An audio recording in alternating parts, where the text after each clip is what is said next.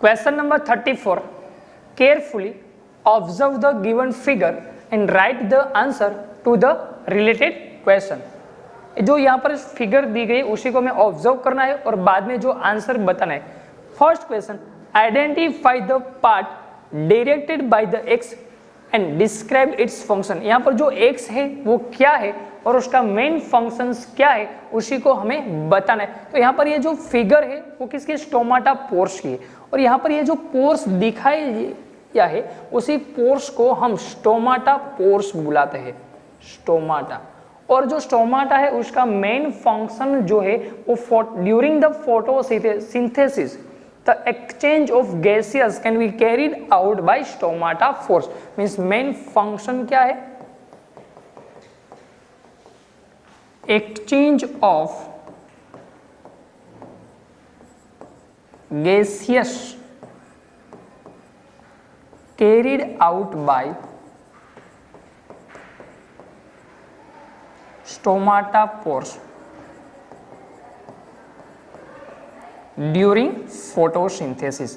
Photosynthesis के वक्त जो गैसियस एक्सचेंज होते हैं वो फोटो यहां से होते हैं. Question number 2, identify the part Y and name the process happen in it. यहाँ पर ये जो Y है उसमें ये जो डॉट्स दिखते हैं उसी डॉट्स को हम क्लोरोप्लास्ट या तो क्लोरोफिल बुलाते हैं. तो ये जो Y है वो क्या है, क्लोरोप्लास्ट. और क्लोरोप्लास्ट है उसका जो मेन फंक्शन है वो फोटोसिंथेसिस में जो सनलाइट है उसी को वो एब्जॉर्ब करता है. लास्ट में question number 3, identify the part Z and state its function. ये जो जेड है यहाँ पर ये जो दो पोर्स हमें दिखाई देते उसी को हम गार्ड सेल बुलाते हैं, guard cell.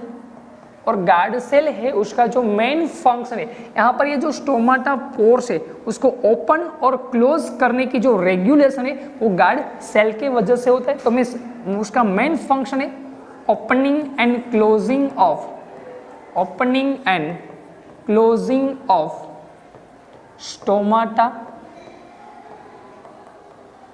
Last and final fourth question, when does the Z parts open and close. ये जो Z है वो कैसे opens होता है और close होता है. तो जब during the photosynthesis water molecules is enter to the guard cell, जो गार्ड सेल है उसमें जब वाटर का मॉलिक्यूल्स एंटर होता है तब ये जो गार्ड सेल है वो स्वेलन हो जाते हैं. और स्वेलन होने की वजह से यहाँ पर जो स्टोमाटा पोर्स है वो ओपन होता है.